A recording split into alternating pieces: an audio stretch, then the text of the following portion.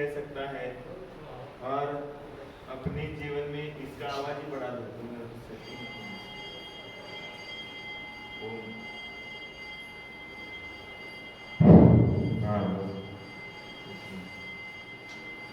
सम्यक दर्शन के माध्यम से व्यक्ति के जीवन में कितना विकास हो सकता है और श्रद्धा के बलबूते पे वो सम्यक दर्शन कैसा होना चाहिए, इसका वर्णन जो है आचार्य महाराज ने यहाँ पर किया। तो सबसे पहले निशंकित अंग है, दूसरा निकांक्षित अंग है, तीसरा निर्वित चिकित्सा और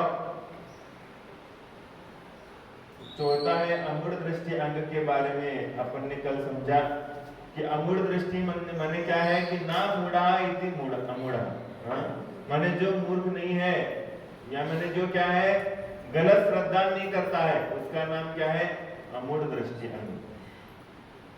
और ये अमूढ़ दृष्टि अंग कैसा होता है कि यहाँ पर जो भी दुखों से पीड़ित जो कुमार होता है, इन कुमार के ऊपर कभी श्रद्धा नहीं करता है और इनके ऊपर जाने वालों की कोई प्रशंसा नहीं करता है, श्रद्धा भी नहीं करता है और आचरण भी नहीं करता है, इसका नाम क्या है अमूढ़ दृष्टि अंग। और यह अमूढ़ दृष्टि अंग के माध्यम से अपन को भी अपने देव शास्त्र गुरु के ऊपर यथावत श्रद्धा रखना चाहिए। जैसे भगवान का स्वरूप है बताया, उसके व्यतिरिक्त कोई भी भगवान नहीं है, क्योंकि ये सत्य है कि नहीं है इसकी भी परीक्षा करते हुए अपन को अपने जीवन में वो चीजों को स्वीकार करना जरूरी है कि जैन धर्म सही में सच्चा है कि नहीं है, इसकी भी परीक्षा करो। क्योंकि परीक्षा करने से ही लोगों की श्रद्धा बढ़ती है कि ये धर्म जो है वो अहिंसा है, अहिंसा का पालन करने वाला है, अहिंसा का जय जयकार करने वाला है। लेकिन अहिंसा से सुख मिलता कि नहीं, इसकी भी परीक्षा करो। क्योंकि ये सारी चीजें जब तक समझ में नहीं आएगी तब तक क्या है श्रद्धा नहीं जमेगी, और जब तक श्रद्धा नहीं जमती है तब तक कल्याण नहीं होने वाला।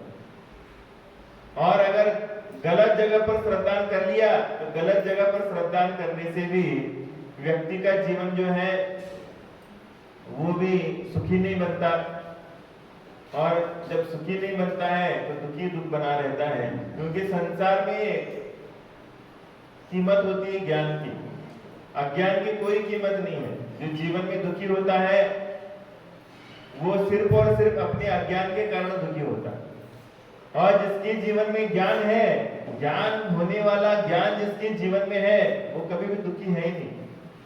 वो तो अपने आप में कैसा है, वो सुखी बन करके जीवन जीने का प्रयास करता है। इसलिए सम्यक दर्शन माने क्या, सही दृष्टि अपने जीवन में लाना चाहिए। इसके लिए अमूढ़ दृष्टि अंग के बारे में वर्णन सुना।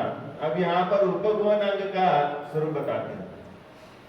स्वयं शुद्धस्य मार्गस्य बाला शक्त जनाश्रयाम वाच्यतां यत् प्रमार्जन्ति तद्वदन्त्युपगुहनम्। स्वयं शुद्धस्य मार्गस्य बाला शक्त जनाश्रयां वाच्यतां यत् प्रमार्जन्ति तद्वदन्त्युपगुहनम्। कहते हैं कि स्वयं शुद्धस्य स्वभाव से पवित्र, मार्ग से माने मार्ग रूप रत्नत्रय रूप मार्ग की बाला शक्त जनाश्रयाम अज्ञानी तथा असमर्थ मनुष्यों के आश्रय से होने वाली वाचिता निंदा को या जो प्रमार्जन प्रमार्जन करते हैं, दूर करते हैं, उनके उस प्रमार्जन को उपगुहन गुण कहते हैं। माने जो स्वभाव से पवित्र है, ऐसे रत्नत्रय मार्ग है, माने स्वभाव से जो पवित्र होता है। जैसे कोई धार्मिक व्यक्ति होता है, वो धार्मिक व्यक्ति भगवान नहीं होता, वो धार्मिक होता है लेकिन भगवान होता है क्या, नहीं। लेकिन वो धार्मिक व्यक्ति भगवान नहीं है, लेकिन धार्मिक व्यक्ति के अंतरंग से क्रिया से कुछ ना कुछ तो क्या हो सकता है, गलती हो सकती है। लेकिन इसलिए अज्ञानी असमर्थ मनुष्यों के आश्रय से होने वाली निंदा को प्रमार्जित करते हुए उसका प्रमार्जन करने का नाम उपभोगन अंग है। माने इस रत्नत्रय के मार्ग के ऊपर चलने वाले जितने भी लोग हैं, उनके दोषों को ढाक करके चलने का नाम उपभोगन अंग है। जैसे माता पिता होते हैं, वो माता पिता अपने बच्चों की गलती क्या करते हैं, ढाक के चलते हैं, खोल करके चलते हैं। मेरा बेटा शराबी है, मेरा बेटा जुआ खेलता है, ऐसा बोलते क्या? नहीं, वो तो ढाक करके बोलेंगे मेरा बेटा अच्छा है। उसी प्रकार से धर्म के रास्ते पर चलने वाला कोई व्यक्ति है, अगर उसके दोष होते हैं तो दोषों का कथन सबके सामने नहीं करना चाहिए। उसके दोषों को ढाकने का नाम उपभोगन अंग होता है। और इसी के माध्यम से आप सबके दिलों में राज कर सकते हैं। मैंने क्या है, दूसरे के गुणों को प्रकट कर लिया। और क्या है, अनुपग्रहण एक आता है, उपगुहन भी है, अनुग्रहण। अनुग्रहण में उसके गुणों को प्रकट करना है और उसके दोषों को ढाकना है, ये उपगुहन अंग है। और ये उपगुहन का अंग पालन करने वाले 8 अंग हैं। इन 8 अंगों में 8 व्यक्ति प्रसिद्ध हो गए। इनकी भी कथा में सुनाऊंगा आपको कि हम देखते हैं कि स्वभाव से पवित्र जैन धर्म वो मोक्ष मार्ग की उसके पालन करने वाले जीवन से कदाचित अज्ञानता या असमर्थतावश कोई गलती हो जावे तो उसे ढाक कर जैन धर्म को सुरक्षित रखना सो उपगुहन नाम का सम्यक दर्शन का 5वां है। जो स्वभाव से पवित्र जैन धर्म है, इस जैन धर्म के मार्ग पर जो चलने वाले जीव है, उनकी अज्ञानतावश कुछ असमर्थता के कारण कुछ गलती हो गई तो उसको ढाक करके जैन धर्म को सुरक्षित रखना, ये उपगुहन नाम का 5वां अंग है। और हम देखते हैं कि बुरे कामों की तरफ मनुष्यों की सहज भाव से प्रवृत्ति होती है, परंतु समझाते समझाते भी भली बात की ओर झुकना उसे इसीलिए कठिन होता है। मने बुरी बातों के लिए तो कान खोल करके सुनेगा, लेकिन अच्छी बातें तो कान ढाक करके सुनेगा। बार बार बोल भी दिया तो भी क्या करेगा, उस सुनाई नहीं दिया ऐसा करेगा, उसने सुनाई नहीं अच्छी बात, और बुरी बात तुरंत क्या करेगा, कान खोल करके सुनेगा। तो ये बुरी बातों की ओर झुकने का काम जो है संसारी जीवों के पास अनादिकाल से चल रहा है। और बच्चे को उसका पिता पाठशाला जाकर पढ़ने के लिए कहता है, फिर भी वह पढ़ने की ओर ध्यान नहीं देता, खेलने को ही उसका मन ललचाता है, वह लुक छिप करके भी खेलना चाहता है। यही प्रत्येक मनुष्य का हाल है। मैंने जिस समय पे जो कार्य करना है उसी समय पे वो कार्य की क्या हो जाती, गरिमा होती है, महिमा होती है। उससे हट करके अगर कार्य करते हैं तो उसके माध्यम से जीवन में नुकसान होता है। जैसे बचपन में खेलना भी आवश्यक है, खेलने के साथ साथ पढ़ाई करना भी आवश्यक है, लेकिन क्या करते हैं बालकों को बस खेलना ही अच्छा लगता है, उनको पढ़ना अच्छा नहीं लगता, तो उसके लिए कठिन लगता है। लेकिन क्या है, फिर भी क्या है, अगर वो खेलने में अपना समय लगा देता है तो उसके जीवन का सबसे बड़ा नुकसान होता है। और वही व्यक्ति अगर खेलने के साथ पढ़ाई भी करता है समय के साथ, तो क्या करता है, वो अपने जीवन में फायदे को प्राप्त हो जाता है, नुकसान उसका होता है। इसलिए यही हाल जैसे बच्चे के होते हैं वैसे संसार के सारे लोगों के हाल होते हैं कि उनको अगर कोई अच्छा काम बताया, अच्छा काम बताने के बाद वहां पर उनको कुछ भी दिमाग में नहीं आता है, कुछ भी समझ में नहीं आता है कि अच्छी काम अपन को करना चाहिए, लेकिन बुरे काम करने के लिए सबके लिए अगर आपके लिए बता दिया कि आप यहाँ पर बैठो कट्टे पे, और कट्टे पे बैठने के बाद आपको क्या करना है, दिन भर लोगों की क्या करना है, कमियां ढूंढना है। कौन व्यक्ति में क्या दोष है, इसके लिए आपको रख दिया, तुरंत आप क्या करोगे, एक से बढ़कर एक व्यक्ति के सारे दुर्गुण क्या करोगे, वो नोटबुक में नोट करोगे। लेकिन आपको बता दिया एक व्यक्ति के अच्छे गुणों को नोट करो, अच्छे व्यक्ति को नोट करो, तो कोई नहीं बोलेगा क्या, कुछ नहीं बोल सकते। और बोलने वाले बोलेंगे भी, लेकिन बोलने के बाद भी उनके मुंह में शब्द निकलते नहीं, अच्छाई की तरफ प्रशंसा के शब्द होते नहीं है। बुराई के शब्द अपने जीवन में होते हैं, लेकिन अच्छाई के शब्द आपके जीवन में नहीं होते। इसलिए दुर्जन का जो हाल है उसको आपको छोड़ना चाहिए। सज्जन की जो चीजें होती है, सज्जनता का जो परिचायक होता है उसको अपने जीवन में लाना चाहिए। दुर्जनों की संगति से बचना चाहिए। इसलिए जनोयम सहजेनेव दुर्मार्गो अगाहते न प्रयत्न सतेनापि सन्मार्ग मधिगच्छते। प्रथम तो भली बात को कोई सुनना ही नहीं पसंद करता है। अगर किसी ने सुन भी लिया तो फिर उस पर चलना वह अपने आप के लिए उतना ही कठिन समझता है। जितना सांप के लिए सीधा चलना, क्या है, सांप के लिए सीधा चलना सरल है कि कठिन है? बहुत कठिन है, वो सीधा चल ही नहीं सकता। उसी तरीके से जो दुर्जन होता है, दुर्जन के लिए सही रास्ते पे, सन्मार्ग के रास्ते पर बिना मुड़ते हुए चलना कठिन हो जाता। और अगर कहीं किसी ने चलना भी स्वीकार कर लिया तो उसे अंत तक उसी रूप में निभा देना तो बहुत ही कठिन होता है। अगर कोई अपने किए हुए संकल्प को अंत तक निभाने का भी प्रयास करता है तो दुनियादारी के लोग उससे स्पर्धा करके उसे अपने संकल्प पर डटे रहने के लिए लाचार बनने की चेष्टा करते हैं। उसे हर तरफ से बाध्य किया करते हैं ताकि वह अपने कर्तव्य से च्युत हो जाए और उसकी नुक्ताचीनी करने का मौका प्राप्त हो। क्या है कि कोई व्यक्ति अगर कोई अपने किए हुए संकल्प तक अंत तक डिगा रहता है, बना रहता है उस संकल्प तक, तो संकल्प में बहुत बड़ी ताकत होती है और वो अंत में उस संकल्प को पूरा करके ही छोड़ देता है। तो यहां पर जो संकल्प किया था उस संकल्प के कारण जो है ना आगे बहुत सारी व्यवस्थाएं अपने आप बनती हुई जाती हैं। मूर्तिजापुर के इतिहास में कभी चतुर्मास नहीं हुआ था। क्या हुआ था?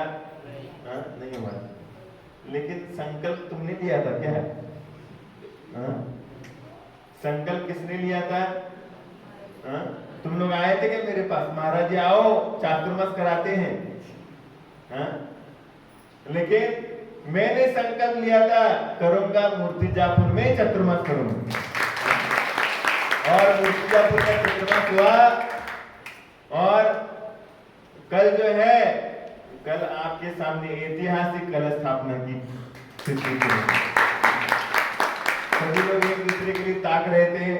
इतना बड़ा प्रोग्राम मूर्तिजापुर में होता कि नहीं होता? सभी लोगों को टेंशन था, हमें भी कुछ नहीं लग रहा था, क्योंकि हमें मालूम है कि जो होना है अच्छा होगा। भगवान का दरबार आज तक कभी खाली नहीं गया और आगे भी नहीं खाली जाना। इसलिए किसी चीज की कमी तो पड़ेगी नहीं, लेकिन लोगों के भाव की कमी जरूर है। अभी भी कई लोगों के भाव बहुत कम हैं, लेकिन उनके भाव को जरूर बढ़ाना पड़ेगा। और बढ़ा नहीं है, अगर नहीं बढ़ाओगे तो हम तो बढ़ा ही देंगे आपके भाव। इसलिए सभी लोगों को बढ़ चढ़ करके इसमें हिस्सा लेना है। एक भी परिवार ऐसा नहीं होना चाहिए कि जिसने चतुर्मास के आयोजन में कोई भी अपना समय नहीं दिया या फिर अपना द्रव्य दान में नहीं दिया। ऐसा कोई भी व्यक्ति बचना नहीं चाहिए। आगे आगामी काल में बहुत बड़े बड़े आयोजन होने हैं। अभी आने वाले समय पे यहीं पर एक आयोजन होगा रक्षाबंधन के पर्व का, तो उसमें विधान होगा। और उसके बाद यहाँ पर 3 दिन का जाप्यानुष्ठान होगा। 3 दिन लगातार दिन रात यहाँ पर जाप के अनुष्ठान चलेंगे। और उसके बाद आपके लिए पर्युषण पर्व आ रहा है, तो पर्युषण पर्व में भी आपके लिए श्रावक संस्कार शिविर कराए जाएंगे। और उसके बाद शरद पूर्णिमा का दिन आ रहा है, शरद पूर्णिमा पूज्य गुरुदेव के जन्मदिन का महोत्सव है।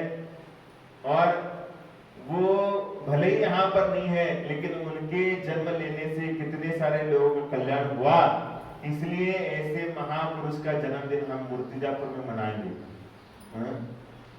और वो भी सभी लोगों को यहाँ पर लेकर के करेंगे। तो ये सब चीजें रहेंगे। और उसके बाद सिद्ध चक्र महामंडल विधान का भी आयोजन होगा। और उसके उसी में पिछी परिवर्तन का कार्यक्रम होगा। ऐसा आगामी प्रोग्राम मूर्तिजापुर में होगा। तो सभी को एक भी व्यक्ति नहीं होना चाहिए कि जिसने कुछ भी नहीं दिया। हाँ?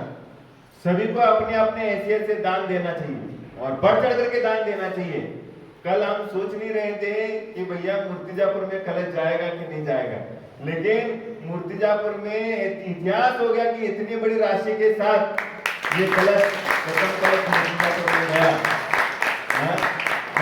मूर्तिजापुर के इतिहास का क्या हो गया है, अब यहाँ पर इतिहास रचना चालू हो गया। तो ये काम सभी को करना है, एक भी व्यक्ति नहीं बचना चाहिए जिसने कुछ सहयोग नहीं दिया, बढ़ चढ़ करके हिस्सा लेना चाहिए। हाँ? तो ऐसी स्थिति है कि कई कलश अभी घर घर गए नहीं है। सभी लोगों को हमने बोला था कि जैन धर्म के जितने परिवार हैं उनके सबके घरों में एक कलश जाएगा चतुर्मास का। और जिन लोगों ने अभी तक कलश का नाम नहीं दिया है उनको लेना ही पड़ेगा, ये समझ लो। जिन जिन लोगों ने नाम नहीं दिए हैं उनको तो लेना ही पड़ेगा। मूर्तिजापुर के एक भी घर नहीं बचना चाहिए जिसने कलश नहीं लिया। हाँ? तो ये आगे इसके बाद बस थोड़े से कलश बाकी है।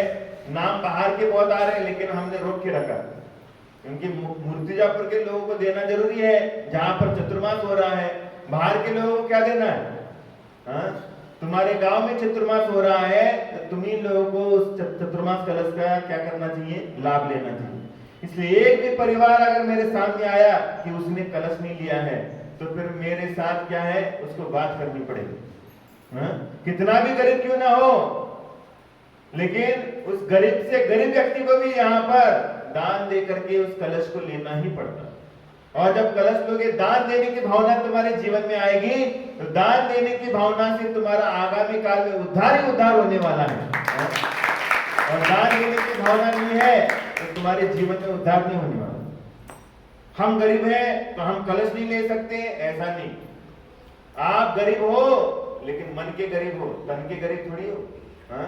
पैसा आप कमाते हो, दुनिया भर की चीजें करते हो, लेकिन धर्म के लिए पैसा खर्चा नहीं करते। हाँ? घूमने के लिए, ऐश करने के लिए, हाँ? टीवी 52 इंच का टीवी खरीदने के लिए पैसा रहता है तुम्हारे पास। हाँ? टीवी खरीदना है, गाड़ी खरीदना है, मोबाइल खरीदना है। आज किसी गरीब से गरीब व्यक्ति के पास भी 20,000 से कम का मोबाइल नहीं है क्या? सबके पास 10-20 हजार के ऊपर के मोबाइल है। और धर्म के लिए कितना खर्चा करते? हाँ? धर्म के लिए कितना खर्चा करते? इसलिए अगर आप धार्मिक व्यक्ति हैं तो धार्मिक व्यक्ति का पैसा धर्म में जरूर लगता है। और जो व्यक्ति पापी होता है वो पापी का पैसा हमेशा पायखाने में लगता है। हाँ? जो पापी व्यक्ति होता है वो पायखाने में खर्चा करेगा, लेकिन धर्म में नहीं खर्चा करता। इसलिए सभी को ध्यान में रखना चाहिए, एक भी परिवार ऐसा नहीं बचना चाहिए, भले कितना भी गरीब क्यों ना हो। हाँ? उसको जरूर कलश लेना चाहिए और कलश का माध्यम से अपने जीवन का कल्याण करना चाहिए। भले ये मत सोचो कि इतनी है और बुलवाएंगे। हाँ? लेकिन कलश जरूर जाना चाहिए तुम्हारे घर में। और वो कलश जब तुम दान करोगे तो ही तो तुम्हारा कल्याण होगा। हाँ? अगर तुम दान की श्रेणी में नहीं आओगे, दान करोगे नहीं, तो तुम्हारा प्रैक्टिकल नॉलेज नहीं होगा, प्रैक्टिकल पे उतरोगे नहीं। तो जब प्रैक्टिकल नहीं करोगे तो कल्याण का रास्ता कैसे तय करोगे? हाँ? इसलिए सभी को लेना है। और इसीलिए मैं कह रहा हूं कि इस चतुर्मास में जो भी चीजें होंगी, इस चीजों के लिए इसी का अर्थ का व्यय होगा। जो भी एक्टिविटी होंगी यहाँ पर, ये सारा पैसा उसी में लगेगा। हाँ? विधान होना है, अनुष्ठान होना, इसका सारा का सारा पुण्य तुम्हारे झोली में जाएगा। हाँ? क्योंकि तुम स्वयं देखोगे यहाँ पर क्या क्या कार्यक्रम होंगे, उसका सारा पुण्य। जाप्यानुष्ठान का तो इतना सारा पुण्य होता है, 3 दिन माने 72 घंटे का जाप होगा। 72 घंटे का जाप के कम कहलाते हैं। सभी लोग करेंगे और मंदिरों में ये होगा। हम सोच रहे हैं कि अभी हो गया है, अब अपन सबसे पहले ये रक्षाबंधन के पूर्व में क्या करना है? सबसे पहले एनर्जी, क्योंकि पर्यूषण के पूर्व में तुम्हारे अंदर एनर्जी होना जरूरी है। एनर्जी आपके जीवन में आना है, इसलिए एनर्जी लाना है तो सबसे पहले रक्षाबंधन का पर्व आ रहा है। रक्षाबंधन पर्व के होते, क्योंकि तुम सभी लोग कहाँ जाते हो? अपने बहन के पास जाते ना कई लोग, कई महिलाएं भाई के पास जाती है क्या? भाई के पास जाती है, और कई पुरुष जो है वो बहनों के पास जाते हैं। तो जैसे रक्षाबंधन पर्व का त्योहार का समापन होगा तो उसके बाद जस्ट क्या होगा, यहाँ पर जाप्यानुष्ठान होगा 3 दिन का, 72 घंटे का चलेगा। यहाँ दिन भर महिलाओं की ड्यूटी रहेगी, रात भर पुरुषों की ड्यूटी रहेगी। मेरे को एक भी परिवार ऐसा नहीं होना चाहिए कि जो उस जाप में नहीं बैठा। सभी को जाप करना है, और दिन के जाप से भी महत्वपूर्ण जाप होती है रात की। क्योंकि जो भी सिद्धियां होती है महापुरुषों को, वो कब सिद्धि होती है? रात के समय पे होती है, दिन के समय पे होती है। एक तो प्रत्युष बेला में होती है, लेकिन दिन में कोई भी सिद्धि नहीं होती। इसलिए जितने जाप तुम मन से करोगे उतना तुम्हारा पाप कटने वाला है, उतना ज्यादा पाप तुम्हारा कटने वाला है।